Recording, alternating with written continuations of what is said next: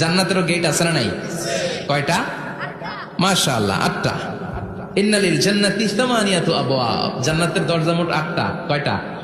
বিশ্বনবী সাহাবাদেরকে ওয়াজ করতেছেন, শোনো শোনো, জান্নাতের মোট দরজা 8টা। তোমাদের মধ্যকার এমন একজন সাহাবা আছে, সেদিন জান্নাতের 8টা দরজাই তাকে ডাকবে যে আপনি আমার দরজা দিয়ে প্রবেশ করেন। সাহাবারা বললেন, ইয়া রাসূলুল্লাহ, ইয়া হাবিবাল্লাহ, আমাদের মধ্যে থেকে ওই সৌভাগ্যবান লোকটাকে একটু বলেন। বিশ্বনবী বললেন, ও আমার প্রাণের সাহাবারা, ওই সৌভাগ্যবান ব্যক্তি হলো আমার হিজরতের দিনের সঙ্গী, আমার বিপদের দিনের সঙ্গী আবু বকর সিদ্দিক।